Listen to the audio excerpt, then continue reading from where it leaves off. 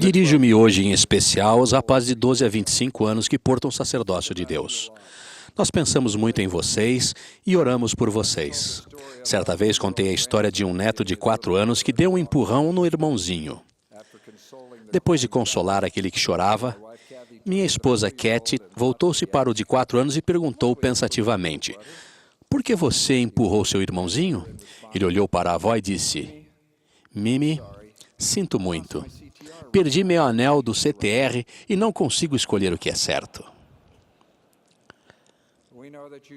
Sabemos que vocês sempre fazem o esforço de fazer o que é certo. Nós os amamos muito. Já pensaram no motivo pelo qual foram enviados à Terra nesta época específica? Vocês não nasceram na época de Adão e Eva, nem enquanto os faraós governavam o Egito, nem durante a dinastia Ming. Vieram à Terra nesta época, 20 séculos depois da primeira vinda de Cristo. O sacerdócio foi restaurado na Terra e o Senhor estendeu a mão para preparar o mundo para seu glorioso retorno. Esta é uma época de grandes oportunidades e de importantes responsabilidades. Esta é a sua época. Com o batismo, vocês declararam sua fé em Jesus Cristo. Com sua ordenação ao sacerdócio, seus talentos e capacidades espirituais foram ampliados. Uma de suas importantes responsabilidades é a de ajudar a preparar o mundo para a segunda vinda do Salvador.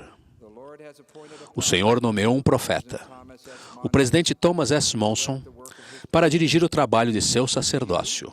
Para vocês, o presidente Monson disse: "O Senhor precisa de missionários. Todo rapaz digno e capaz deve preparar-se para servir em uma missão. O serviço missionário é um dever do sacerdócio, uma obrigação que o Senhor espera de vocês, que tanto receberam dele." O serviço missionário exige sacrifício.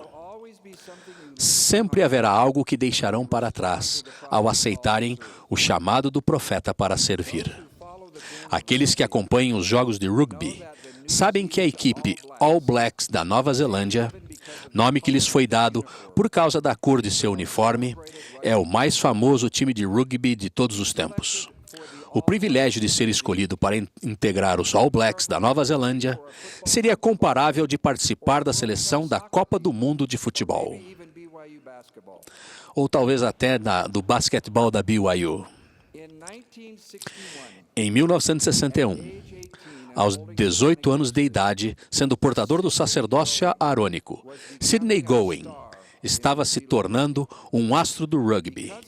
Na Nova Zelândia, devido às suas habilidades extraordinárias, muitos acharam que ele seria escolhido no ano seguinte para integrar a equipe do All Blacks.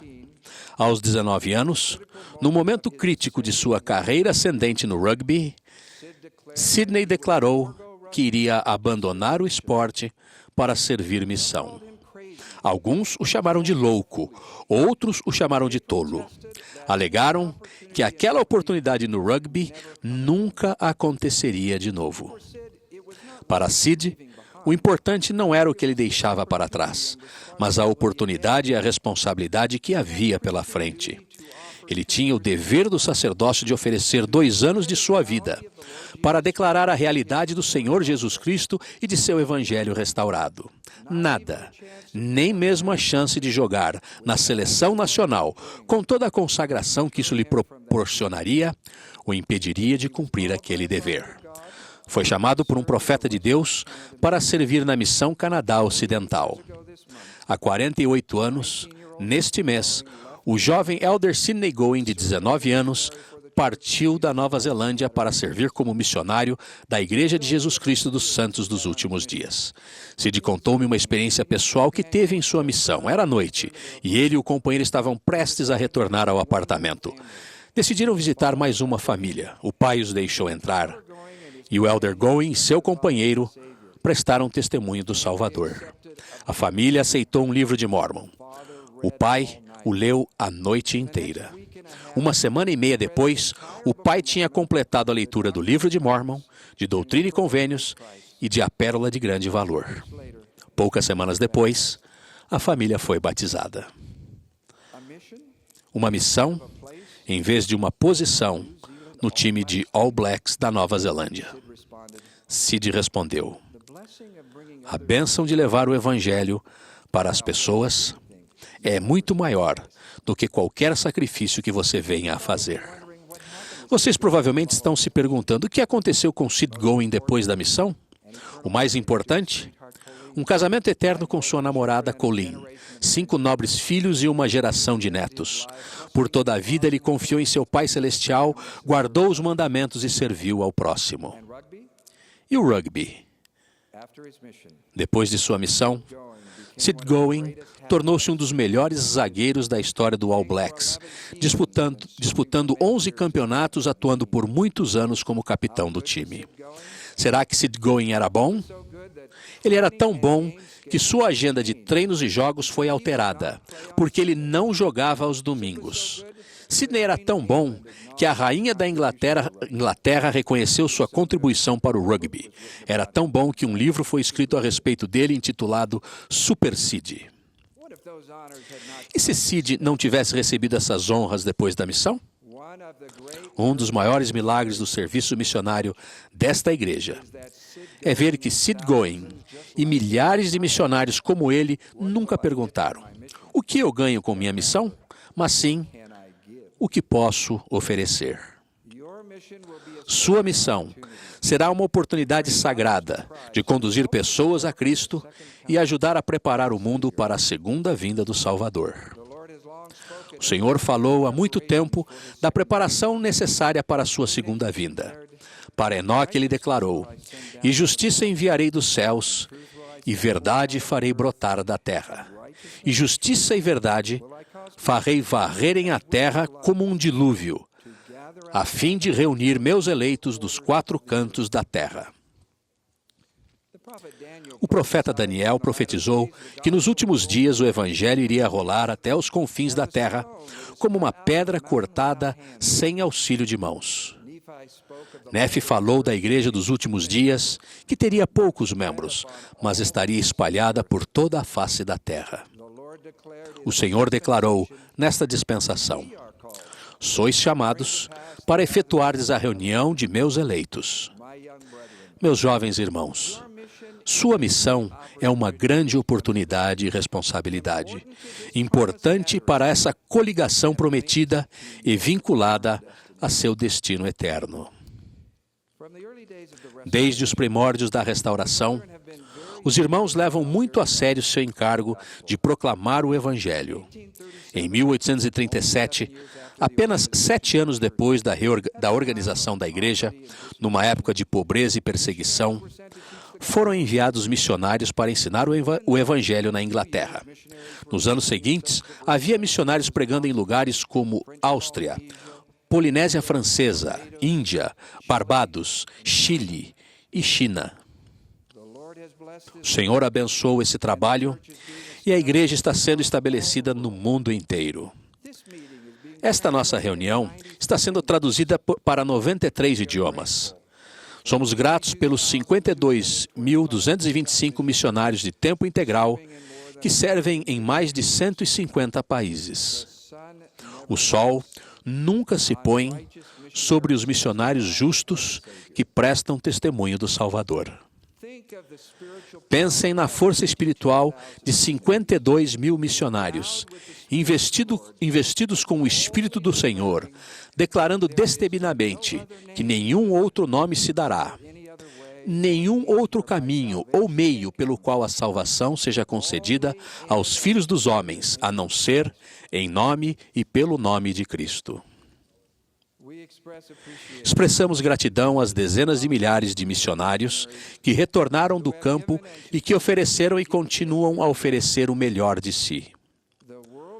O mundo está sendo preparado para a segunda vinda do Salvador, em grande parte por causa do trabalho do Senhor realizado por seus missionários. O serviço missionário é um trabalho espiritual. A dignidade e a preparação são essenciais. O presidente Monson disse: rapazes, Eu os admoesto a prepararem-se para servir como missionários. Mantenham-se limpos, puros e dignos de representar o Senhor. Nos anos que antecederem sua missão, lembrem-se da sagrada atribuição que têm pela frente.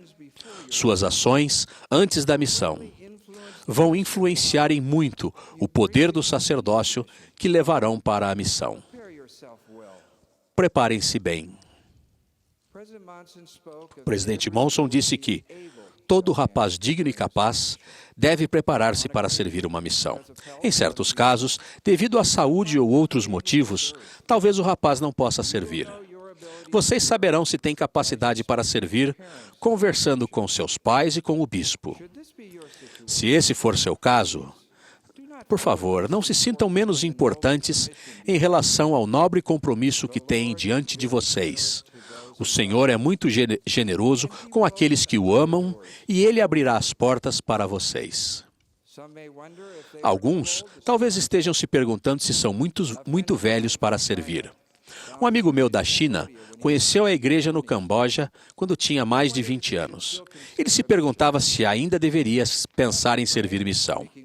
Depois de orar e de conversar com o bispo, ele foi chamado e serviu honrosamente na cidade de Nova York. Se sua idade os preocupam, orem e conversem com seu bispo. Ele os orientará. 50% dos missionários servem no próprio país. É assim que deve ser. O Senhor prometeu que todo homem ouvirá a plenitude do Evangelho em sua própria língua e em seu próprio idioma. Vocês serão chamados por profecia e vão servir onde forem mais necessários. Adoro reunir-me com os missionários em todo o mundo. Recentemente, ao visitar a missão Austrália-Sydney, adivinhem quem encontrei? O elder Sidney Gowen, o legendário jogador de rugby neozelandês. Agora, aos 67 anos, ele está de novo servindo uma missão, mas dessa vez com uma companheira que ele mesmo escolheu, a Sister Colleen Gowen. Ele me contou sobre uma família que ensinaram. Os pais eram membros, mas tinham ficado menos ativos na igreja por muitos e muitos anos. O elder e a Sister Gowen ajudaram a reaquecer a fé da família. O elder Gowen contou-me sobre o poder que sentiu no batismo ao ficar perto do chefe da família, enquanto seu filho mais velho, agora portador do sacerdócio, batizava seu irmão e sua irmã mais novos. Ele expressou a alegria de testemunhar a busca da vida eterna por uma família unida.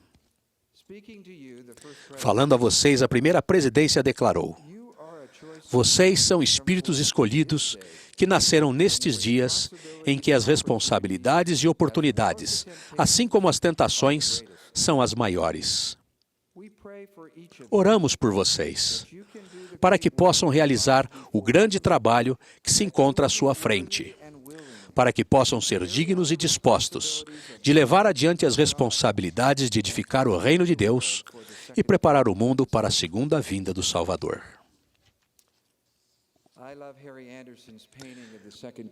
Adoro a pintura de Harry Anderson da segunda vinda do Salvador. Ela me faz lembrar que ele virá em majestade e poder. Haverá acontecimentos assombrosos sobre a terra e nos céus. Aqueles que aguardam a vinda do Salvador estarão esperando por ele. E ele prometeu: eis que virei. Os justos o verão nas nuvens do céu, revestido de poder e grande glória com todos os santos anjos. Um anjo soará sua trombeta.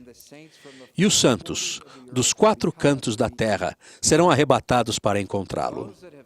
Aqueles que dormiram, ou seja, os santos dignos que morreram, ressurgirão para reencontrá-lo.